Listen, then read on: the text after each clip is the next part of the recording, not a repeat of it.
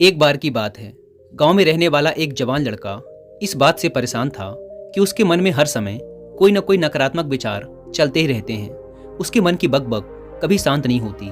वो या तो अपने अतीत के बारे में सोचकर पछताता रहता है कि काश मैंने इस काम को ऐसे कर दिया होता, उस काम को वैसे कर दिया होता, या फिर वो अपने भविष्य के बारे में सोच सोच कर डरा रहता है कि कहीं ऐसा हो गया तो क्या होगा, कहीं मैं सफल न हो जाऊं, कहीं मुझसे कोई गलती न हो जाए जिसकी वजह से लोग मेरा मजाक उड़ाना शुरू कर देंगे।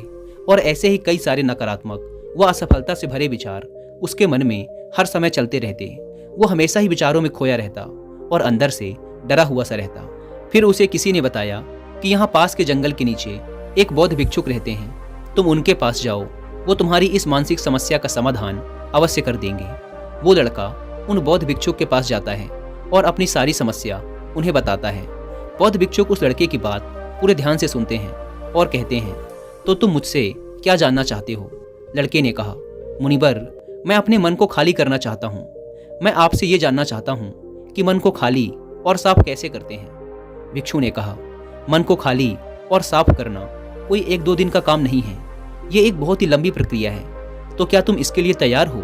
लड़के ने कहा, हाँ मुनिवर, मैं कितनी भी बड़ी प्रक्रिया से गुजरने के लिए तैयार हूँ। बौद्ध भिक्षु ने कहा, मन को खाली और नकारात्मक विचारों से दूर रखने के 6 तरीके हैं। आओ एक एक करके उन्हें समझते हैं। मन को नकारात्मक विचारों से दूर करने का पहला तरीका है, ऐसे लोगों का साथ छोड़ दो जो हमेशा तुम्हें कमजोर, पिछड़ा हुआ, लक्ष्यहीन और गरिमा रहित इंसान महसूस करवाएं।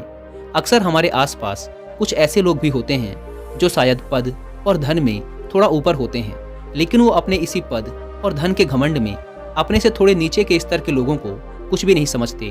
वो हमेशा ही अपने से छोटे लोगों को यह महसूस करवाते हैं कि वो कितने छोटे हैं और वो जीवन में कुछ भी बड़ा हासिल करने में सक्षम नहीं है। इसके अलावा कई बार हमारे कुछ मित्र और परिवार के सदस्य भी ऐसे होते हैं जो अक्सर हमें छोटा महसूस करवाते हैं, हमें नीचा दिखाने की कोशिश करते हैं, लोगों के सामने हमारा मजाक बनाते हैं। तो ऐसे लोगों से जितना हो सके दूर रहो, क्योंकि ये ऐसे लोग होते हैं जो तुम्हारी नज़रों में तुम्हारी गरिमा को नष्ट कर तुम्हें लक्ष्यहीन बना देंगे। तुम्हें खुद की काबिलियत पर संदेह होना शुरू हो जाएगा।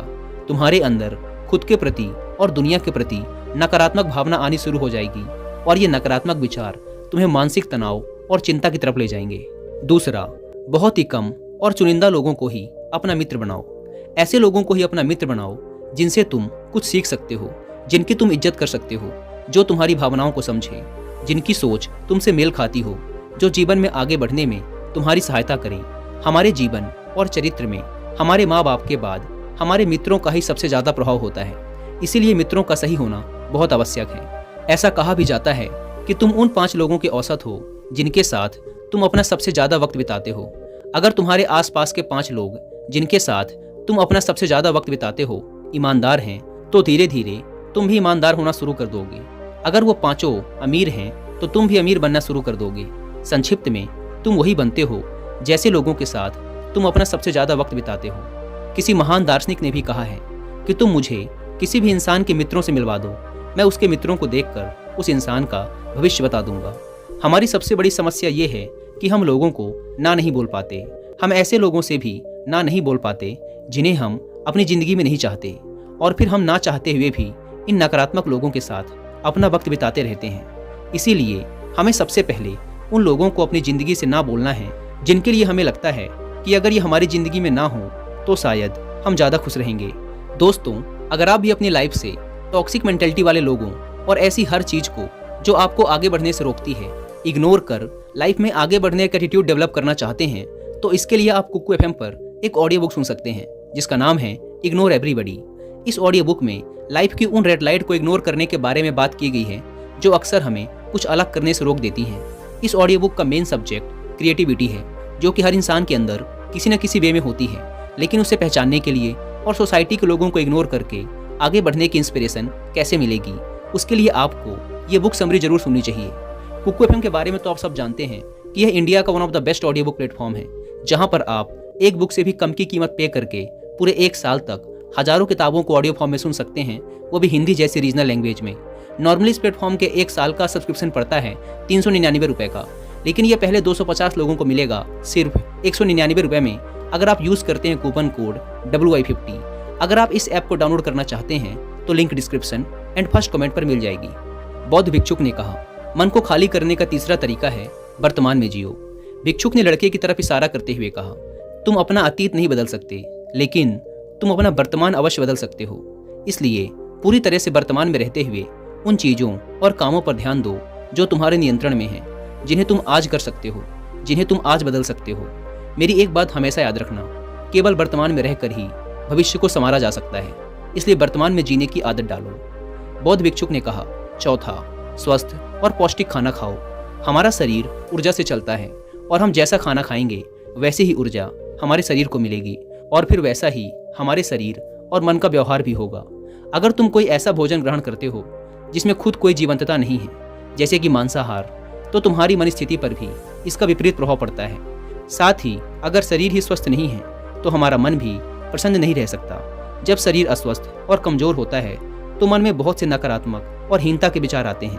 कहा भी जाता है कि स्वस्थ शरीर में ही स्वस्थ मस्तिष्क का निवास होता है, इसलिए शरीर को स्वस्थ और मजबूत रखना हमारी जिम्मेदारी है।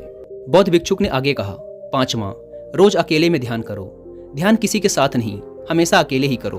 ध्यान करने का सबसे उपयुक्त समय सुबह या फिर रात में सोने से पहले होता है, लेकिन अगर तुम्हें आसानी से ध्यान में गहरा जाना है तो रात का समय सबसे उपयुक्त होता है। रात में सोने से पहले ध्यान करने से नींद में भी सुधार होता है और गहरी नींद आती है।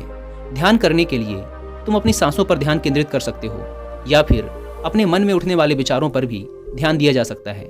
मन में उठने वाले विचारों पर ध्यान देने से ध्यान करने वाले को ज़्यादा फायदा होता है, क्योंकि इससे आसानी से गहरे ध्यान में उतरा जा सकता है। अगर तुम ध्यान नहीं कर सकते तो रोज कुछ समय खुद के साथ अकेले में बिताओ।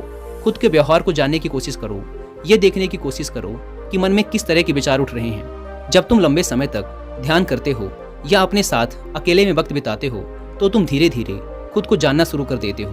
तुम्हारे अंदर एक ठहराव आ जाता है, तुम्हारा उतावलापन कम हो जाता है, तुम कम बोलते हो, आसपास की चीज़ों पर ध्यान ज़्यादा देते हो, ज़्यादा शांत और स्थिर रहते हो, जिससे तुम्हारा आकर्षण सहज ही बढ़ जाता है। तुम सैकड़ों की भीड़ में भी अलग दिखते हो और सबसे बड़ी बात, ध्यान करने से तुम्हारे मन में विचारों की तीव्रता कम हो जाती है, जिससे तुम्हारे मन में नकारात्मक विचार कम आते हैं। बौद्ध भिक्षुक ने कहा, छठवां और आखिरी, नई नई जगहों पर घूमने जाओ। एक बहुत ही पुरानी कहावत है कि एक लंबी यात्रा आपको 100 किताबों से भी ज़्यादा ज्ञान दे देती है। तुमने देखा होगा कि बौद्ध भिक्षुक साल के 9 महीने लगातार घूमते ही रहते हैं। उनके घूमने के पीछे का एक कारण ये भी है कि नई नई जगहों पर जाने से मन को नयापन महसूस होता है, जिससे मन हमेशा ही उत्साहित और ऊर्जा से भरा रहता है। कोशिश करो कि प्रकृति की सुंदरता से भरे स्थानों पर घूमने के लिए जाओ। जब घूमने जाओ तो अपने आसपास की हर चीज़ पर पूरा ध्यान दो। इससे तुम्हारी चीज़ों पर ध्यान देने की आदत बढ़ेगी। प्रकृति की सुंदरता और उसकी आवाज़ में खोने की आदत डालो। वर्तमान में जियो। अपना अतीत में हुई गलतियाँ और सारी चिंताओं को भूल जाओ। बस यही है मन को खाली करने का सूत्र।